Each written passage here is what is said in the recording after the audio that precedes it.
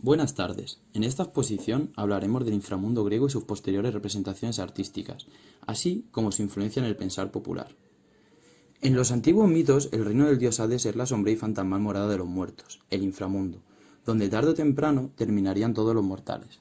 La filosofía griega añadió la idea de que los hombres y mujeres eran juzgados tras su fallecimiento, y en base a su comportamiento en vida eran recompensados o castigados. Una vez entrabas en estos tenebrosos terrenos, no se podía abandonar, a excepción de los héroes Heracles y Teseo. Incluso el propio Ulises en su Nequia llamaría a los espíritus de los difuntos en vez de descender hacia él. Si bien el inframundo presentaba varias regiones en el subsuelo, también presentaría varias entradas a este. Sin embargo, el mito de este reino de Hades no era el único, existía otro mucho menos común, el Jardín de las Hespérides, identificado normalmente con las Islas de la Bendición. La figura del dios de los muertos era un personaje temido por aquellos que vivían. Sin prisa por su encuentro, los mortales no eran especialmente dados a prestar juramento en su nombre. Pese a ser un dios olímpico, Hades pasó la mayor parte de su tiempo en su oscuro reino. Era un gran guerrero que demostró sus habilidades bélicas en la Titanomaquia, donde entronizaron al gran Zeus. Pese a ser temido y odiado, era un dios justo, pues su único hecho relacionado con la maldad es el de gobernar tan terrible lugar. Sin embargo, siempre con justicia y altruismo, mantenía el equilibrio. Podemos encontrar anécdotas mucho más desgarradoras de dioses como Apolo, quien desolló vivo a uno de sus sátiros por haberle retado un duelo musical y haber perdido, algo sin duda mucho más cruel. El gobierno de Hades sobre estas tierras comienza cuando Zeus, al hacerse adulto, logra hacer regurgitar a su padre Cronos a todos sus hermanos. Tras ser liberados, Demeter, Hestia, Hera, Hades y Poseidón se unieron a Zeus y los aliados que consiguieron reclutar. Para esta cruenta batalla, los tres hermanos recibieron las armas de los tres cíclopes, el rayo, el tridente y el casco de invisibilidad. Tras la victoria de los dioses olímpicos, el cielo, los mares y el inframundo se repartieron a suerte entre los tres hermanos. Zeus se quedó con el cielo, mientras los mares fueron entregados a Poseidón y el inframundo a Ares. Esta batalla, llamada la Titanomaquia, podemos verla representada en un cuadro de Cornelis van Haarlem del siglo XVI, llamado La caída de los titanes, donde podemos observar a estos siendo expulsados del cielo hacia el inframundo. El dios de los muertos consiguió su esposa y reina definitiva, la hija de Demeter y Zeus, la diosa Perséfone, secuestrándola. Sin embargo, este concepto de rapto posee varias interpretaciones simbólicas. En cuanto a la geografía del mundo griego, también mencionado como el Hades, consta de tres partes: sus accesos, los ríos cuya función es transitiva y los lugares donde las almas descansarían. Desde la superficie se señalan varias entradas a este inframundo. La más conocida es la gruta situada en el Ténaro, el cabo central de los tres que encontramos al sur del Peloponeso. Recibe hoy el nombre de Cabo Matapán, el punto más meridional de la Grecia continental. Para descender, se debía hacer desde el pozo que se sitúa en la misma punta que entra al mar, bajo la colina del templo de Poseidón. Otro acceso era la laguna de Aquerusia. Así como Aqueronte con los ríos, es un nombre utilizado para diversos lagos o pantanos asociados a este último, como los que se encuentran en la Tesprótida, al noroeste cerca de lo que hoy es Albania o Argólide. Esto es narrado por Pausanias en la descripción de Grecia.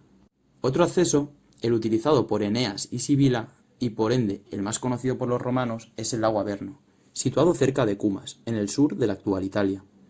En la cultura de la Grecia antigua se consideraba que, en el momento de la muerte, el alma o espíritu, también llamado psique, abandona el cuerpo como un aliento soplo que se eleva. Hermes es el encargado de acompañar estas almas desprendidas de su cuerpo hasta el Hades. Esto sería explicado por Homero en la Odisea. Cuando esta alma llega al umbral del inframundo, para que su acceso se completase, se debe haber cumplido con los requisitos funerarios requeridos: entierro o cremación. Las almas que no habían sido debidamente honradas eran rechazadas por Caronte, del cual se hablará más tarde, y permanecían en el exterior de la orilla del río, donde permanecerían durante 100 años vagando, si no podían pagar el pasaje que requería el barquero de Hades. Un claro ejemplo sobre la necesidad de un enterramiento correcto es la desesperada petición de Patroclo a Aquiles durante el sueño narrado en la Ilíada.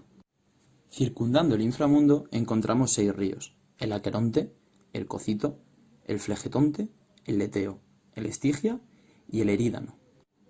El primero, anteriormente, fue un oceánide, el cual ayudó a los titanes durante la Titanomaquia, dándoles de beber.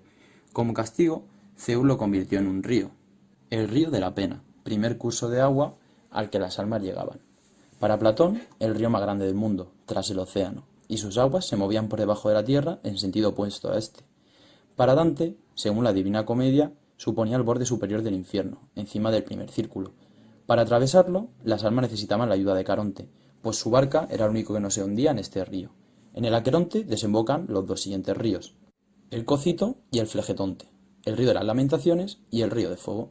El primero, afluente o continuación del Aqueronte, se alimentaba de las lágrimas de los difuntos. Según la Eneida, sería el río principal, y según la Divina Comedia, un inmenso lago de hielo en el noveno círculo. El segundo tiene una corriente de fuego, y en la Divina Comedia, de sangre hirviendo, afluente del Aqueronte. El río Leteo, el río del olvido, permite olvidar todas las preocupaciones y conocimientos previos, algo indispensable para las almas que pretendían reencarnarse. Según algunas inscripciones funerarias encontradas en el siglo VI a.C., este río se contrapone al Nemósine, cuyas aguas otorgan conocimiento. El río Estigia, traducido como odio, es un río de aguas quietas, pantanosas y oscuras, que a veces hacía la función del Aqueronte, como límite entre el mundo de los vivos y el inframundo, con Caronte igualmente de barquero, como podemos observar en el cuadro de Patinir, el paso de la laguna Estigia, o en la Divina Comedia, donde esta vez Dante sitúa a Flegias como barquero de este río. Otra memorable leyenda acerca del Estigia es el poder de invulnerabilidad, a quien él se sumergiese, como hizo con Aquiles su madre Tetis, a excepción del talón, por el cual era sujetado. Pausanias señala una fuente de la Arcadia que se decía que alimentaba el Estigio y las propiedades de su agua. El último curso de agua, el Erídano, también mencionado con los anteriores, se identifica con el Po, el cual tiene un tramo subterráneo, el mencionado por Virgilio en la Eneida. Cuando los difuntos conseguían entrar al Hades completamente y aceptados por Caronte, las almas cruzan el Aqueronte, y al desembarcar en la otra orilla opuesta, llegan al inframundo propiamente. Pese a sus muchas variantes, comúnmente se suele considerar dividido en tres zonas: la llanura de los Asfódelos, el Tártaro y los Campos Elíseos. El primero se extiende desde la entrada. En esta llanura se sitúa el Tribunal de las Almas, presidido por Éaco, Minos y Radamantis, de los cuales, como Caronte, se hablará más tarde. También encontramos el palacio de Hades y Perséfone.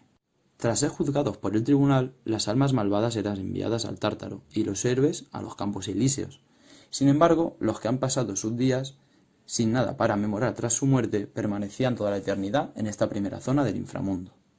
La llanura de los Asfódelos, con un carácter sombrío y fantasmal, repleto del alimento favorito de los muertos, Asfódelos, es un lugar de paso hacia otros recintos del Hades, así como el lugar de residencia para aquellos que no destacaron en vida, siendo el vagar sin sentido un reflejo de su mediocre vida.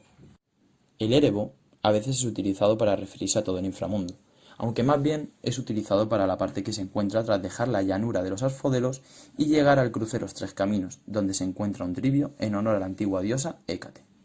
En ese lugar se encuentra el Nemósine y el Leteo, junto al palacio de Hades y Perséfone, donde se encuentra el Tribunal de las Almas, en el patio, ocupando diferentes quehaceres según el autor de referencia. La última y más lejana zona del Hades es el Tártaro, el lugar más recóndito del cosmos, creado junto a Caos y Gea en palabras de Hesíodo. Se conecta con el inframundo, pero no forma parte física de él, pues según el autor de la Ilíada, se encuentra tan dentro del Hades como lejos se sitúa el cielo de la tierra. Este impenetrable agujero, lleno de tinieblas y únicamente accesible por una enorme puerta de bronce, está circundado por la corriente en llamas del Flegetonte y rodeado por enormes muros. Inicialmente, los habitantes de esta región fueron aquellos que se rebelaron y fueron derrotados, como los cíclopes encerrados por Urano o los titanes arrojados por Zeus. Más tarde, todos aquellos que merecieron castigo, como Ticio, que intentó forzar a Hera y cuyo hígado es comido por dos águilas y regenerado con las fases lunares, o Tántalo, castigado a una infinita sed mientras su cuerpo era sumergido hasta el cuello, o Sísifo, quien eternamente está condenado a empujar una gran piedra, como describe Ulises en la Odisea. En la versión más extendida, los Campos Elíseos, también llamado Elíseos o Isla de los Bienaventurados, es el lugar de descanso de las almas de los héroes y virtuosos donde residirán de manera dichosa, con agradables paisajes, floridos prados, música y grandes banquetes, en una mañana perpetua, sin tinieblas de la noche. Estas almas tenían la oportunidad de regresar al mundo real si lo deseaban, aunque la mayoría prefería el bienestar eterno a exponerse de nuevo al mundo de los vivos. Esta zona era presidida por Radamantis, según Homero en la Odisea, mientras según las Olímpicas de Píndaro, esta función se le atribuye a Cronos, cuyo trono sería el más alto de todos. En este mapa podemos ver señaladas las diferentes zonas del inframundo, así como los caminos realizados por Odiseo y Eneas, señalados por puntos rojos y morados respectivamente. En la mitología griega, Caronte, hijo de Erebo, dios de la oscuridad, y Nix, diosa de la noche, era el barquero de Hades y se encargaba de llevar en una barca a los difuntos recientes del mundo de los vivos al reino de Hades a través del río Aqueronte. Estos eran enterrados con una moneda, llamada óbolo, debajo de la lengua para así pagar este viaje, y si no se efectuaba el pago, los cadáveres quedaban vagando por el río hasta que, 100 años después, Caronte accedía a recogerlas sin un pago a cambio. Al llegar a la orilla del reino se podía observar a Cerbero, un perro guardián de 3 cabezas. Cada una se llamaba Dritesta, Beltesta y Tretesta. Este se encargaba de vigilar la entrada del reino de Hades, para que ningún espíritu pudiera salir de ahí, y también para que no pudiera acceder ninguna persona viva a él. Dadas estas características, ningún mortal podía viajar al inframundo, pero varias personas lo consiguieron. Y en primer lugar tenemos a Heracles, Hércules, que fue en busca de Cerbero para capturarlo. Ese era el último trabajo que le impuso Euristeo y consistía en traer del infierno a Cerbero. Caronte dejó pasar a Heracles sin saber por qué, pero este fue castigado por los dioses y permaneció durante 1 año encadenado pero sin dejar su función de barquero. En segundo lugar tenemos a Orfeo, quien encantó con su canto a Caronte y Cerbero para traer de vuelta al mundo de los vivos a su amada Eurídice, pero desgraciadamente la perdió en su viaje de vuelta. Y por último tenemos a Psique, la personificación del alma, quien consiguió calmar a Cerbero y convencer a Caronte para llegar al reino de Hades y así realizar el trabajo que le ordenó Afrodita, para así recuperar el amor de su amado Eros. Esta pudo permanecer viva en su viaje de ida y de vuelta. Ahora voy a continuar hablando sobre el juicio de las almas, que este consistía en que cuando una persona moría, el alma de ésta era guiada por Hermes al llegar a los prados asfódelos, teniendo primero que pasar por el tribunal de Hades, que estaba gobernado por el dios Hades y su esposa Perséfone, y también estaban presentes en él los jueces de los muertos de la mitología griega. Estos se encargaban de juzgar los corazones de los muertos que llegaban al reino de Hades, y una vez juzgadas las almas de los muertos, éstas se dividían en 3, de acuerdo a la pureza de su corazón. Las almas que no eran muy virtuosas, pero tampoco muy malvadas, eran regresadas a los prados asfódelos, y las almas puras eran enviadas al paraíso de los Eliseos. Las almas impuras eran enviadas directamente al Tártaro.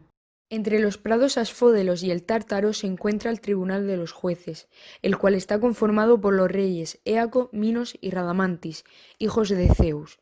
Estos alcanzaron su puesto por sus acciones de generosidad, justicia y honestidad, que tuvieron cuando fueron humanos.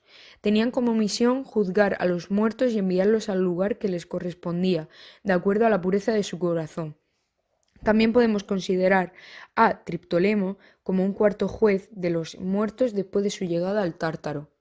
En primer lugar voy a hablar sobre Éaco, quien fue uno de los hijos de Zeus en la tierra, pudiendo ser uno de sus preferidos por lo que quiso darle la inmortalidad, pero no fue posible. Su madre fue la reina Egina, hija del dios Asopo, y en su madurez fue un gran héroe y rey de la isla Egina, en Grecia, y fue por sus acciones durante su reinado, entre las que destacó su gran sentido de la piedad, por lo que todos sus juicios fueron rectos y justos. Gracias a esto se mostró como un hombre sabio y benevolente, siendo hasta temido entre los dioses, y después de su muerte se convirtió en uno de los jueces de los muertos. Su misión era custodiar la llave del reino de Hades y aplicar justicia a las almas europeas. En segundo lugar tenemos a Minos, hijo de Zeus y de la mortal Europa. Fue rey de Creta y de las islas del mar Egeo. Fueron sus acciones en la justicia lo que le hicieron destacable. Este estableció un régimen de tributos y juzgó en muchos reinos. Creó la Constitución cretense y es considerado fundador de la supremacía naval. En toda Grecia se cree que fue el creador de la talasocracia y de la hegemonía cretense. Estuvo caracterizado durante su reinado por ser muy severo a la hora de hacer cumplir las leyes, por ser prudente, sabio y equitativo, por lo que después de su muerte terminó convirtiéndose en uno de los jueces de los muertos del inframundo. La figura que desempeña en él es la del juez del desempate. En tercer lugar tenemos a Radamantis, conocido también como Radamanto o Radamante. Este era hijo del dios Zeus con Europa, y fue un héroe y rey de Creta muy generoso y justiciero. Gobernó antes que su hermano Minos, y dejó como legado un conjunto de leyes a la isla. Su mayor virtud fue el sentido de equidad entre las leyes. Incluso en otros reinos, a la hora de dictar una sentencia justa, era nombrada como el juicio Radamanto. Después de su muerte fue elegido como el tercer juez de los muertos, y éste se encargaba de hacerles juicio a las almas asiáticas, y era también el líder de los Campos Elíseos. Por último tenemos a Triptolemo, un semidios de la mitología griega, hijo del rey Céleo y la reina Metanira de Eleusis, que aprendió el arte de la agricultura y dio sus conocimientos a los griegos. Triptolemo estaba muy conectado con los misterios de los eleusinos, los cuales eran unos ritos de iniciación anuales de culto a las diosas Deméter y Perséfone, que se celebraban en Eleusis, en la antigua Grecia. Estos eran considerados los ritos de mayor importancia, y a su muerte fue convertido en uno de los jueces de los muertos y tenía la función de juzgar a todos los principiantes en los misterios de Eleusis. Como conclusión, hemos podido observar cómo todas las religiones están conectadas entre sí, con total creencia en un más allá, teniendo así de ejemplo el cristianismo con su infierno. En el caso de los griegos hemos podido ver cómo también imaginaban un inframundo donde las almas de los hombres y mujeres pervivían en él tras su muerte, y la visión que tenían de él fue cambiando con el tiempo, teniendo en principio una visión negativa de éste, y más tarde, bajo el dominio romano a partir del siglo VI a.C., se le empezó a dar una visión más ética, donde se produce una división de los muertos entre justos e injustos, según sus premios o castigos recibidos en vida. Dado esto, se comenzó a pensar que los justos eran conducidos hacia un lugar placentero del infierno, y podemos encontrar una gran similitud con la religión cristiana en el desarrollo del cielo, donde se dirigen la gente buena, y el infierno, donde se dirigen los pecadores. Esta nueva concepción del inframundo seguramente se conformará, dada la idea de la inmortalidad del alma, e incluso de la reencarnación que defienden algunas sectas religiosas y filosóficas.